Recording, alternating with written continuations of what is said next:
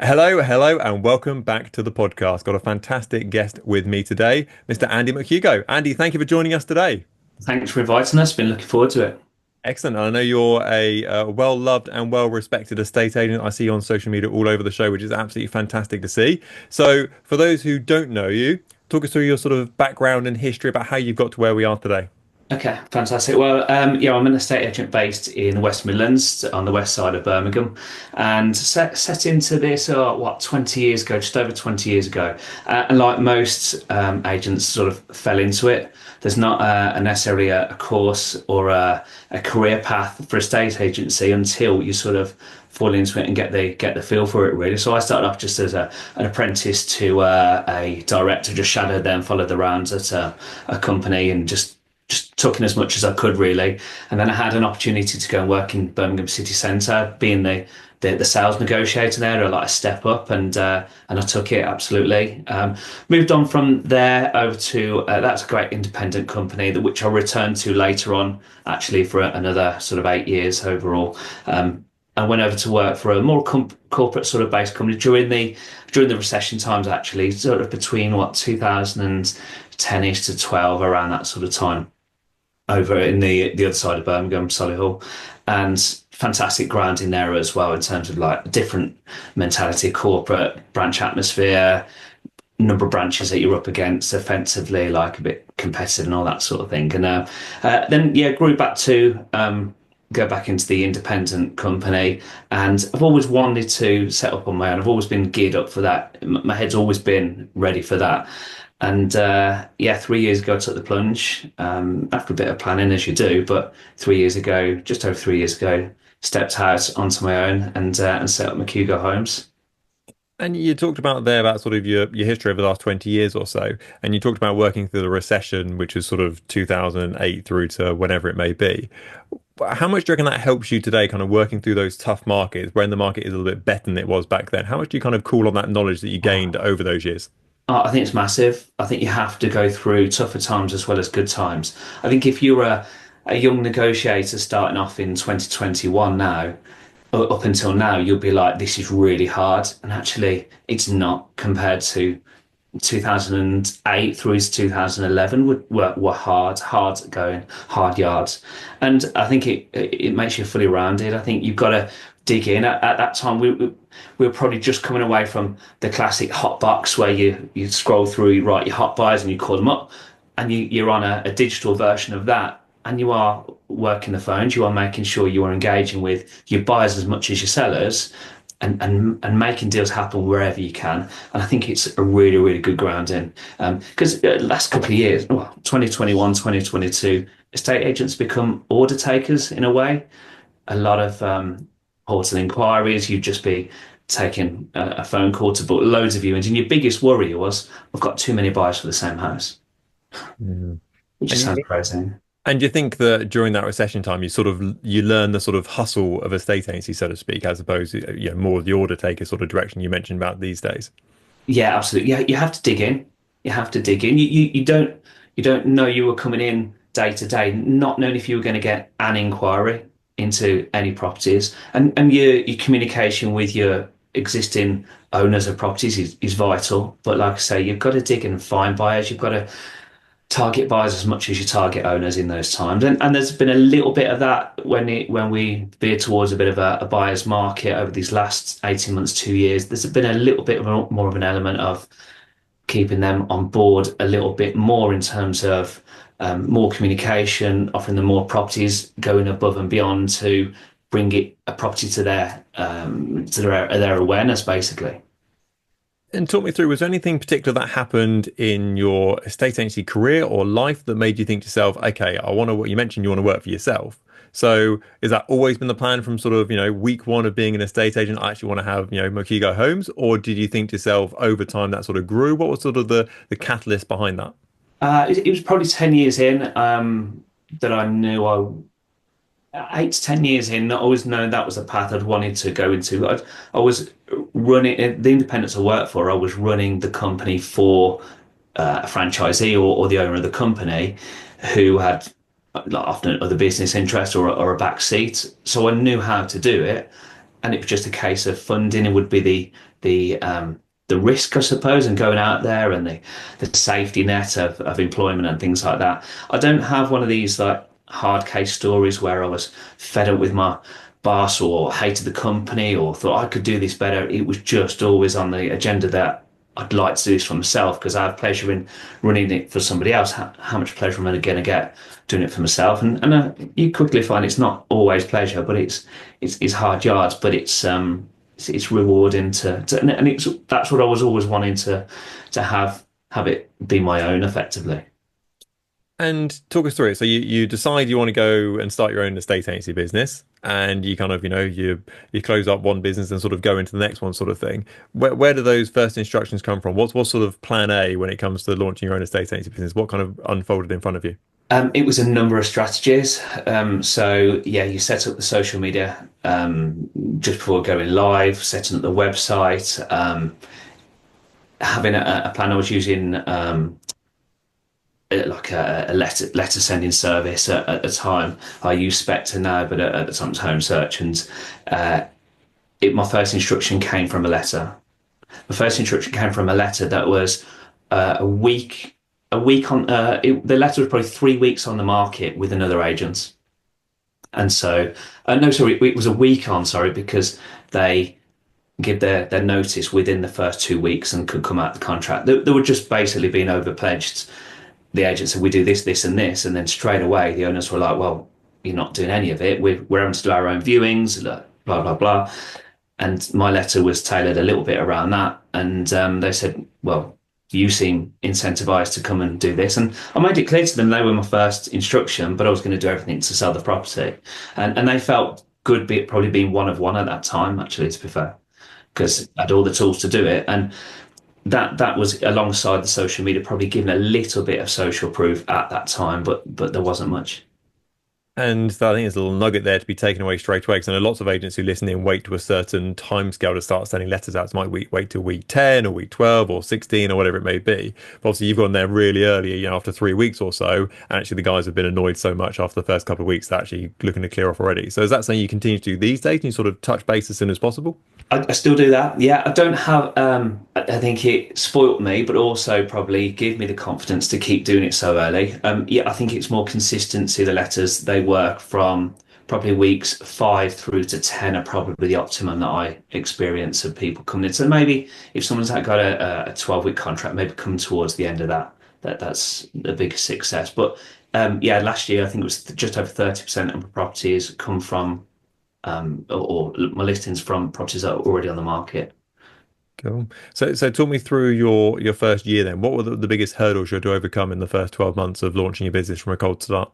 I think it's the challenging yourself. It's from very early on. I knew I need to make myself accountable. So if I'm going to say I'm going to sit down and do X amount of videos, record videos on market updates or whatever it might be, it is being regimented with yourself and doing them. You've probably had it yourself. I'm not a natural on camera. It's not something I really aspire to be. Is on camera all the time, but it's something that's developed, and it was probably the hardest thing for me to put myself out there as a visual. I didn't have even like social media accounts myself at the time, so I set up a few months before my own Facebook page, Instagram page, and things, and I even call it Instagram page. It's really not called an Instagram page, is it? All these things just had to go out of my comfort zone, and that first year was pure out of comfort zone. Everything you did, you got to really put yourself out there.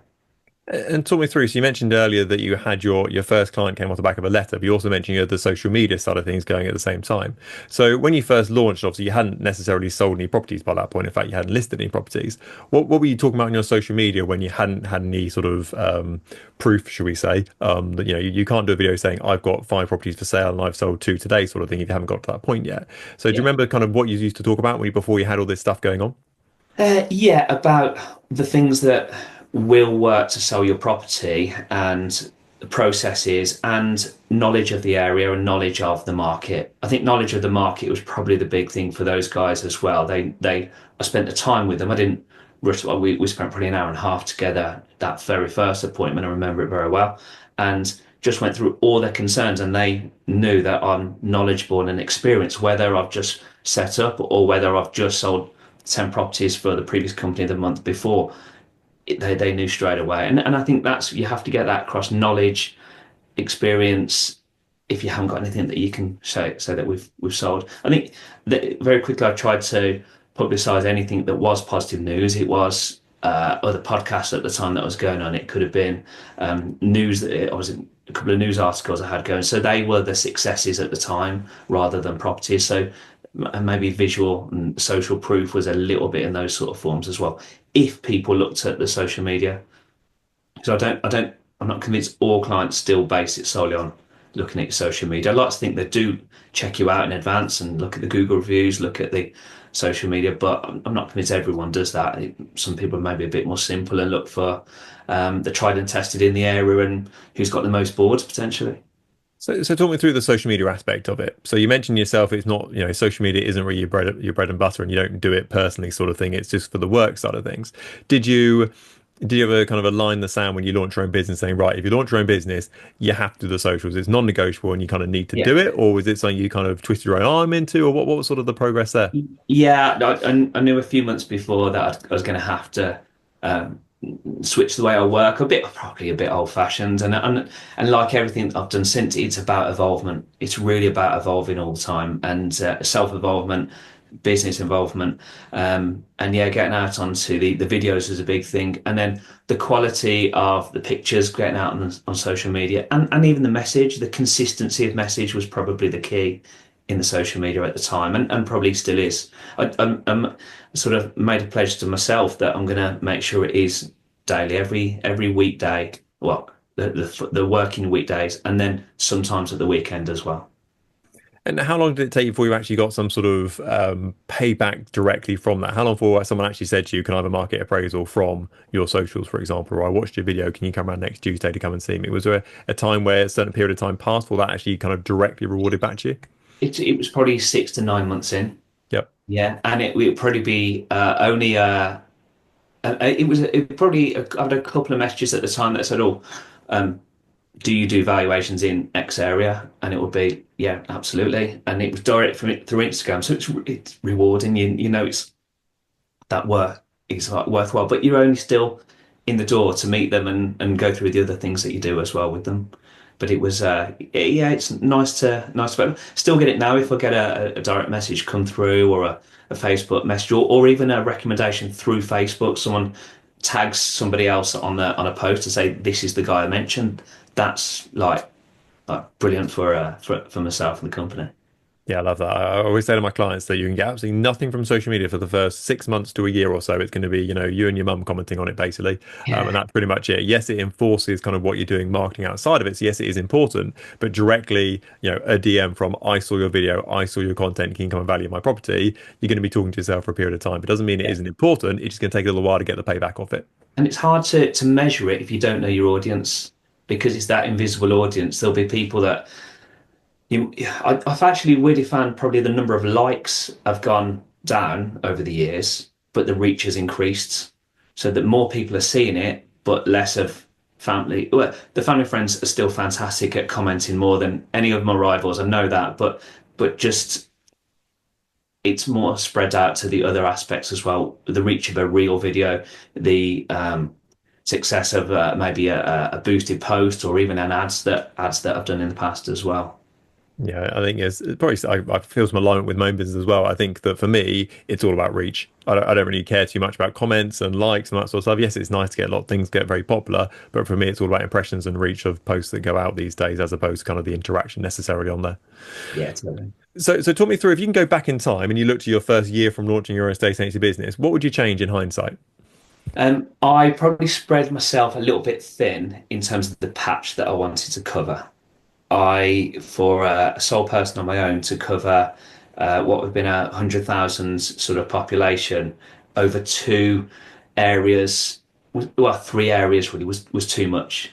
And it also it was it could become a mixed message. I always knew I wanted to do mid to high ends, and the one area that I've got, which is close to where I live, was mid ends and sub lower ends. and actually that sort of distorts the message a little bit across the board. And within about a year, I phased out that area so I can focus more on my core area, the two areas of my core area, and then I'm not wasting targeting, say, letters in the wrong areas. I'm not doing canvassing in the wrong areas. I know exactly where I'm aiming at, and that's definitely something I know. I knew who the kind of clients I wanted, but the area not that I got the wrong, I just got the spread myself too thin, like I say, and now focusing on that helps massively. And how does that look with regard to sort of reduction of area? So people that don't know Birmingham, for example, so you had 100,000 households, roughly speaking, you're looking at from sort of year one. How much did that drop down by to kind of where you are today? So that's going to be closer to 45, 50,000 now.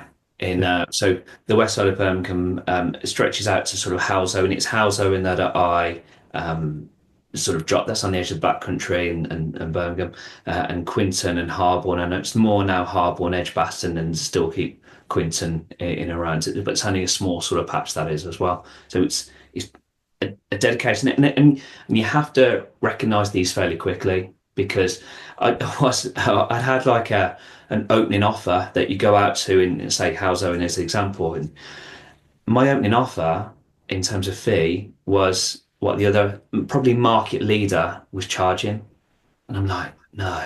I researched them, and they all say they were the 1% etc. And maybe a touch more, but when you go out there, they're doing 0.5%. And it's Ouch. like they're trying to undercut the other market leader in that area, and I'm like, this is you're only playing a downwards game here, and there's no speciality, there's no specialisms in what those agencies are doing in that area, which is why I thought there's a gap for what I do, and probably I suppose agents the EXP model have had better success in that area. They've hit it hard, probably two or three of them really successful in those areas as well. But the older, more trusted estate agents still get a natural reach just by being the older company that's been there 30 or so years. So you've segued me beautifully to my next question. So thank you very much for that in advance. So Birmingham property market can be quite tough and can be very competitive as well. How do you stand out from the crowd? Making it personal, making it personal. Yes, there are some like blooming fantastic companies out there. I think by me, when working at previous companies, you go out and you pledge we're going to do this, this, and this, but it's always we as a maybe a bigger company. Then you're reliant on your team, and things slightly get diluted as you go down the line. Me going out, not promising to have 100 properties on the market, but working in a sensible portfolio means that I can manage at any one time all that portfolio. So I can say from here on in, you're not going to be passed to the office junior or the training negotiator who's just started out in the industry, whatever it might be. You're dealing with me from this meeting all the way through to completion. And I think that's the most reassuring thing that the owners can have. And have you had to, obviously, as the business has grown, so is your workload just by default with sort of more stuff coming into the business, should we say? Have you found you've had to sort of outsource behind the scenes and things like, PAs and assistants and all that sort of stuff to kind of help you out and maybe a social media sort of editing person, all that sort of stuff? Or are you still doing it all yourself? No, absolutely. In both of those fields are now outsourced. The social media means that I actually get my evenings back now by because I was doing that like late at night, scheduling for the week, etc. But I have a dedicated person that does this social media now, and they are brilliant at editing it together, putting the reels together, etc. Taking professional videos that we do and hashing it all up together to make that. That's their forte. I leave them to do. We have a catch up and we're in constant communication about ideas, what to go in it, but they're really, really, really helpful.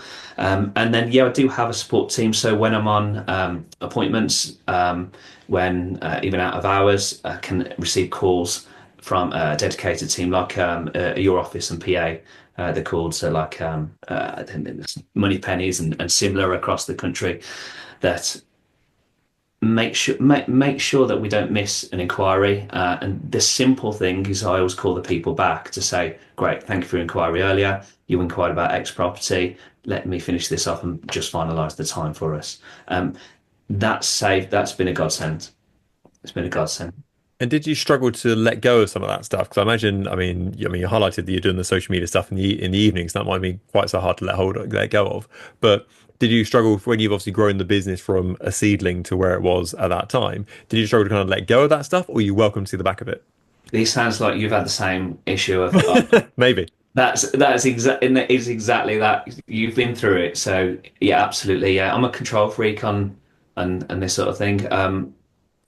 Letting go has been the hardest thing. And you've got to find that right trusted company that suits your style, and you got to know who you're dealing with, and you got to have, like, say, on the answer the support team there answering the phones, it's got to be the right sort of, not script but style of people that word it in the way you want it to be worded in. And yeah, I'm constantly checking up on these things and that as well. I don't know when this video is going to go out, but into the new year, I'm looking at the next step as well in terms of office and staff and things like that as well. So to support, which is the next harder step as well. Again, being a control freak.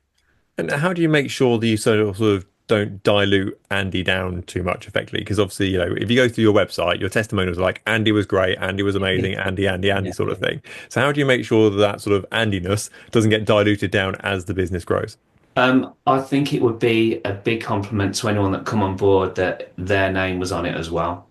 And then it would be, and anyone that comes to work with me now will be seen as in a partnership with me, and that's how clients are going to see it as well. It's going to be, we work together on the properties. It's not then me handing over. I'm still going to be working on all the properties. I'm still going to have that beginning to end service. It's just going to be with other people adding value to that as well. They're going to be adding extra strings to the bow rather than taking away. And do you set sort of hard limits in the company to say, as a one person band, on the front end of it, I can only deal with whatever, 20 properties for sale at any one time sort of thing. So if you're Mr. 21, for example, kind of jump in the queue, or do you sort of just manage it a bit more fluid to that? Yeah, I think the way I manage up to 20 to 25 properties would be to focus on ensure available at any one time, that would be. In the background there'll be probably 20 to 25 that are going through to completion at the same time. So an overall 50 on front end or going through to back end would be doable. But it's timing of them all at the same time. If 10 of those come available at the same time, then that's a harder thing to control. It's a nice problem to have, but it's managing that. Certain periods of the year, it's easier to do by educating when is the best time to launch property. So lots of agents listening to this will be sort of a chapter behind you with regard to timescale. So they might have only launched their estate agency business a year ago or 6 months ago, for example. So you're kind of a chapter ahead and you kind of been there, done that, got the t-shirt. So what advice would you have for people who are sort of slightly earlier in their journey to kind of get them to where you are as quick as possible? People that are set up already, or people that want to set up their own agency. Set up already. Let's say they're up and running, but they are 6 months into it. Okay. One, you've got to continue with your belief. It depends how people go into it with their mindset sometimes, because there's lots of probably staff that think, right, I can do this better, or I can sell houses, so I'm going to set up on my own. It's a different mindset managing things. I think you've got to be consistent in your own processes. I think process is a big factor in any business, but in agency, being rigid with that and making yourself accountable. I make myself accountable every day, and I think sticking with that belief. Then in terms of getting more business, it would be consistency on all your methods that that work for you, whether that be letters work for you or social media or networking, whatever works. Like, keep doing it, and don't stop when you start getting success from it. Don't stop when times are getting a bit harder. Drop your marketing cost on your letters because I've got to cut the odd cost. You have to fight through a certain period. It's not going to be easy. It's not going to just happen overnight. And it's still 3 years in. I don't class myself anywhere close to the potential it's going to be, because I still only class myself as started now. And so let's jump into that. So what does the future hold for McHugo Homes? Is it you're always going to be sort of Andy on the front line? Are you looking for sort of more Andys? What's the sort of future look like on that Yeah, side? more people, not more Andys, because There's only No one one, Andy. yeah, no one needs 10 of me like going on about the same sort of thing, preaching the same sort of thing. I want personalities, different people involved, absolutely. As touched on, plan for office space. Doesn't need to be high street facing in the way models work these days in agency. And personality and input in the team. In certain areas, say where I outsource some social media, the mistakes I've made in the past would be hiring people that are like maybe a bit safe. Mhm. Social media, I give to someone that I know is better than me. Straight away, they're better than me. I want to learn from them rather than the other way around. And I think I need to employ good people doing good roles in agency. I think that's definitely where I'm going. As we go forward, that could over a few years' time, that could lead into partnerships and a self-employed model within the brand potentially. That's potentially where agency was going to go. And I know before, and I said I don't like to predict the future, but that's potentially where I think I saw Kenny Bruce recently say that he believes by 2030 that 50% of agency will be self-employed models. Wow. Well, I'm not going to argue with Kenny Bruce. No, no, no. Good. That's been absolutely brilliant today. Thank you so much for your time coming on. It's been absolutely fantastic having you on there. So keep doing what you're doing. I know you're absolutely smashing it, Andy. So thank you so much for being a brilliant guest on today. Thank you so much. Thanks for having me.